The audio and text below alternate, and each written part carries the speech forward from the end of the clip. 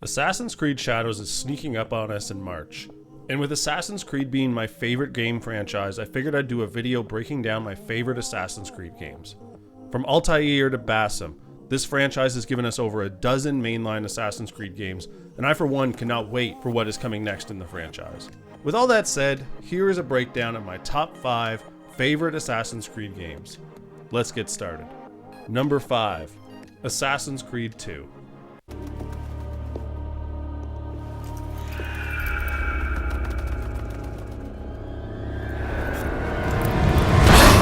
Assassin's Creed 2 is the game that made me fall in love with the franchise. I brushed Assassin's Creed off for so long, guys, but one night I was bored, I had no other games to play, and I was looking for something to play, and I decided to try out Assassin's Creed 2. I think I got it with Games with Gold, or it was on Game Pass, or something like that. Assassin's Creed 2 is the second installment in the series, and this game puts you in the shoes of Ezio. It takes place in Renaissance Italy and features places like Florence, Venice, Tuscany, and more. Like all Assassin's Creed games, it also features notable historical figures such as Leonardo da Vinci and Rodrigo Borgia. It's the first of 3 games that starred Ezio, who is undoubtedly the most popular assassin in the franchise. The story of Ezio is still my favorite to this day, and finishing his trilogy with Revelations honestly almost had me in tears. Just knowing that the story was coming to an end, it was not fun, guys. I was really dreading the finale to that trilogy. It was such an amazing trilogy. He's a lovable character that you just honestly cannot get enough of. That being said, the gameplay is a bit dated in my opinion. The controls are a bit more clunky than today's Assassin's Creed, and the climbing is way more annoying in this one. You can't just free range climb, and some people like that. Some people want to try to figure out how to climb. I find it a little bit irritating, a little annoying when you go back to the older Assassin's Creed games, 2, 1, Brotherhood, Revelations, 3, all of them kind of have this datedness to them when you're climbing, and it's just not for me now, guys. I can't even tell you guys the amount of times that I've launched myself off a wall to my death by accident playing these. Even though the story is amazing and I love the character, because the gameplay is a little bit dated, I do have to mark this as number 5 on my list. I don't go back to it as often anymore, mainly because of that dated gameplay like I do the other ones. It's still my favorite story in the series, just plagued by dated gameplay, guys, that's all. And perhaps we'll see a remake down the road. I really hope we do. There's strong rumors that Assassin's Creed 1 is going to get remade. Honestly, I feel like that one really needs an overhaul, but both of them are definitely due for one, and I hope that we see gameplay improvements as well if we do see a remake down the road. Number 4, Assassin's Creed Syndicate.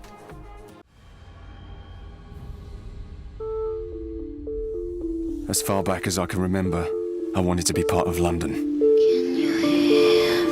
Part of the world's greatest city at its grandest moment. And if you believe that, you're a bloody fool. Assassin's Creed Syndicate comes in at number 4. Released on October 23rd, 2015 for the PS4 and Xbox One, this game centers around Jacob and Evie Fry, 2 assassins that are also twins. This dynamic was a lot of fun for an Assassin's Creed game, guys. I really enjoyed playing as 2 different characters in this, and 2 different personalities as well. The first time I played this game, I actually found myself really annoyed with Jacob, and then on my second playthrough, I started to enjoy Jacob a little bit more. I found Evie was a lot more of the assassin type character, and Jacob was a lot more of a brute style type of character, but it ended up working out well, and honestly, on my second playthrough, I really enjoyed playing as Jacob. This game takes place in London during the Victorian era in around 1868.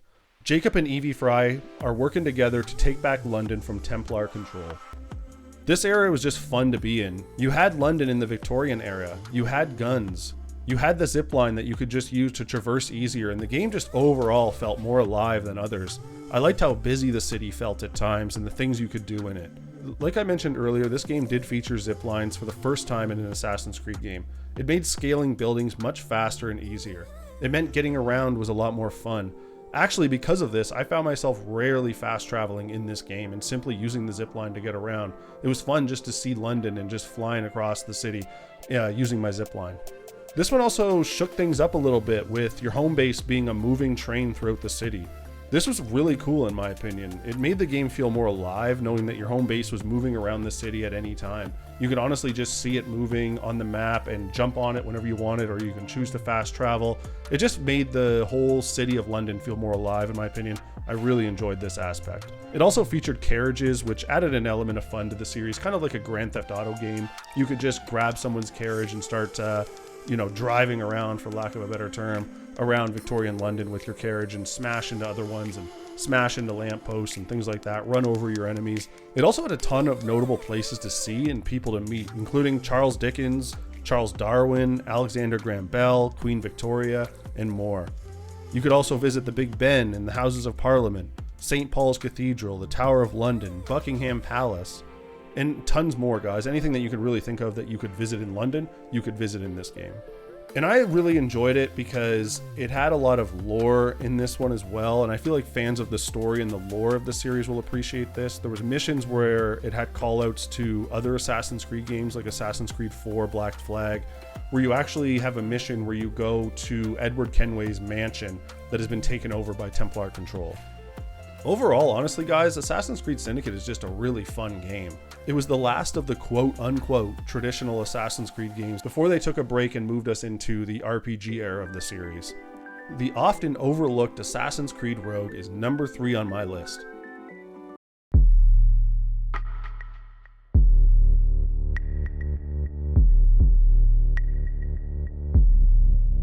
I reach the end of the trail. The air is still, and I am a hunter. The hunt has led me to the forgotten edges of this world. Seasons pass, drawing me deeper into the darkness, where I have found the truth. That my redemption is found in ashes. That I must burn away the past to set things right.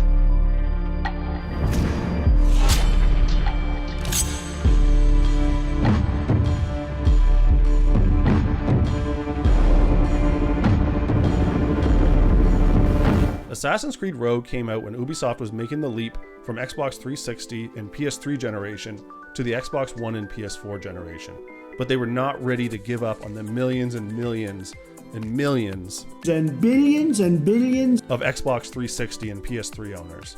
So they developed a game for those consoles which ended up being Assassin's Creed Rogue. When I first played this game, I didn't know what to expect. As I mentioned before, I got into Assassin's Creed between the Origins and Odyssey timeline. So I ended up playing all of these games in order of release to better understand the story, which meant that I got into Assassin's Creed Rogue before I played Assassin's Creed Unity.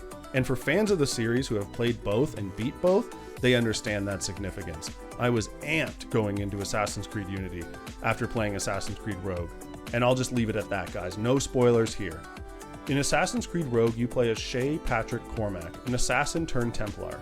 This was honestly a really fresh perspective on the series, and I thought it was pretty cool. It was cool to play as a Templar and have the assassins chasing you and honestly trying to hunt you down and kill you. As you're walking through the cities, you would find assassins who are actually trying to kill you. They're hiding in the shadows, hiding in the bushes, hiding on the rooftops, and you would have to defend yourself. Honestly, you would be able to tell where they were coming from because of the elevated senses that the characters have in Assassin's Creed games, but it was still a fresh perspective on it, and it was really cool. The game takes place in North America during the 7 Years' War, mid-18th century. It covers locations like the Appalachian River Valley, New York City, and my personal favorite, Atlantic Canada. That's right, you can visit places like Halifax, St. John's, Yarmouth, Miramichi, and others. Honestly, guys, I was so amped when I started playing this because I had no idea that it even took place in Atlantic Canada. You know me, Atlantic Canadian gamer. I was hyped the first time I went into Halifax or went into St. John's. It was cool. Now, mind you, they look nothing like the actual cities, but the fact that these cities and towns that I'm used to are actually in an Assassin's Creed game is very exciting. The game plays a lot like Assassin's Creed Black Flag, so if you're a fan of that game, then you will love Assassin's Creed Rogue. It honestly improved on a lot of things that Black Flag was already doing great. So like I said, guys, if you're a huge fan of Assassin's Creed Black Flag, which I know a lot of us are, then you will love Assassin's Creed Rogue. And one of the really cool things about Assassin's Creed Rogue is how many games it brings together. It really bridges Assassin's Creed 3, Assassin's Creed Black Flag, and even Assassin's Creed Unity together. It has characters from all of those games featured in this one. You'll really enjoy it, guys, if you've played those games and enjoyed the characters in those series. And generally, this one is overlooked because it released at the same time as Assassin's Creed Unity. But don't let this one fall under the radar if you are looking to pick up an Assassin's Creed game and looking for something similar to Black Flag. This honestly will scratch that itch in a second. This game is a lot of fun, guys. This game is now released on Xbox 360, PS3, PS4, and PS5, Xbox One, and Series consoles, and PC. Number 2, Assassin's Creed Origins.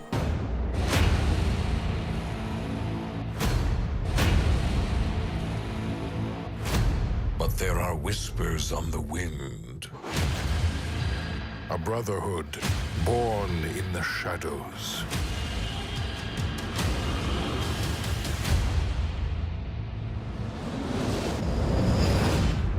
They are the first to call themselves the Assassins. Released in 2017, Assassin's Creed Origins was the first game to introduce us to the new age of Assassin's Creed games. This one, in my opinion, was a breath of fresh air and something I very much enjoyed. Taking place in ancient Egypt between 49 and 43 BCE, we're introduced to Bayek of Siwa, a Magi who seeks to avenge the death of his son and uncovers the origins of the Assassin Brotherhood. This one introduces us to a lot of different elements that are found in games that take place later in the Assassin's Creed timeline. Like I mentioned earlier, this game takes place in Egypt and features cities and notable places such as Alexandria, Memphis, and Giza, which yes, features the pyramids. And yes, guys, you can climb them. I remember the first time I played Assassin's Creed Origins, and there was two things that made my jaw drop. The first one being a hippopotamus coming flying out of the bushes and whooping my ass while I was standing on a camel. And the second one was seeing those pyramids off in the distance for the first time and smiling ear to ear with the excitement at the thought of getting up close. The combat system has also been overhauled in this one with more of a focus on timing and dodging. It's way different, guys, so if you're coming from the OG Assassin's Creed games, there will be a little bit of a learning curve, but I promise you it's worth it. This game also features some of the best acting in the series, in my opinion. I really felt engaged in the story and the characters because of this. And if you've never played an Assassin's Creed game, but enjoy games like The Witcher 3 or Horizon Zero Dawn, you should give this one a try. Yes, it's like the 10th game in the Assassin's Creed series, but it's also the first in a trilogy in a way. It's hard to explain, but when they decided to switch to the newer style of RPG games, you really could start with Assassin's Creed Origins, move on to Assassin's Creed Odyssey, and wrap up the story for the most part with Assassin's Creed Valhalla. There'd be some things you wouldn't quite understand and all that, but you really can start with Origins if you wanted to, if you're finding the older Assassin's Creed games to be just too hard to get used to. I would recommend starting with Origins if you fall under that category. So guys, please give this one a try if you haven't yet. Exploring Assassin's Creed Origins was so much fun. It really was a huge map at the time, filled with deep mystery and lore and just fun. It was like every time you saw a question mark pop up on your compass, you were just intrigued. You had to go and figure out what it was. Just talking about it right now makes me want to dive back into it. And you can play Assassin's Creed Origins on the PS4, PS5, Xbox One, and Series consoles, and even PC. Number 1. Number 1 is none other than Assassin's Creed 4 Black Flag. All right, lads. I'll give you Blackbeard's honest opinion. You ask me, can this new captain promise you a life of prizes, plunder, and adventure? Aye. For amongst all the gentlemen of fortune sailing these West Indies, he ranks amongst the most clever. There was a time when I thought myself the deadliest scourge of these seas. But this man is a fearsome dog that feeds off trouble and turmoil. I seen him clear the deck of a Spanish galleon like it were nothing. Fighting like a devil, dressed as a man. And he's a canny one. Knows his way round every crag and crevice of these islands. So if his fortune and adventure you seek, then Captain Edward Kenway's your man. Only, don't meddle in his private affairs. For there's more mystery to that man than even I dare ask.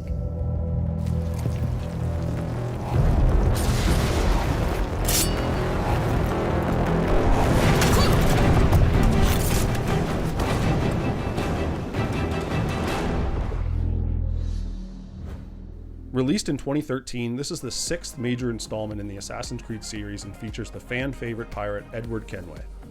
Probably right behind Ezio is Edward. If you played the games in order and came from Assassin's Creed 3, this one was especially exciting because you play as the grandfather to Connor Kenway from Assassin's Creed 3.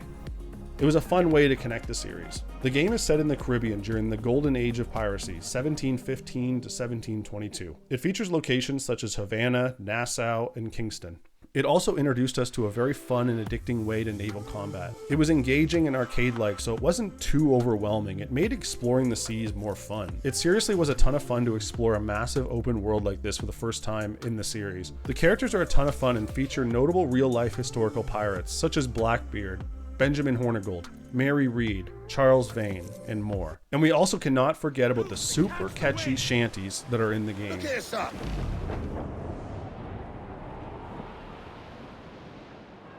all you young sailor and listen to me. I'll sing you a song of the fish in the sea. And it's windy weather, boys, stormy weather, boys. When running down to Cuba with a load of sugar. Way boys to Cuba. Make her run, you lime to squeeze us, running down to Cuba. I found myself whistling and singing songs from this game all the time and driving my wife nuts in the house. They're so popular, you can even find them on Spotify. With rumors of a remake coming this year for Black Flag, I think fans of the series and newcomers are both in for quite a treat. So with all that said, it's a no-brainer that Assassin's Creed 4 Black Flag sailed into my #1 spot. Let me know in the comments what your favorite Assassin's Creed game is. In my opinion, they are all fantastic and worthy of at least a try. Most of them are on the PlayStation Plus, if you do have a PlayStation Plus account. I don't know if they're all on Xbox Game Pass right now, but I know a lot of them were given out with games with gold. They always go on sale for a really good price, usually around the Xbox, game sales or the PlayStation game sales. You'll definitely find them for a good price if you don't have PlayStation Plus or Game Pass. I hope you guys enjoyed this video. Have yourselves a good one. We'll talk later.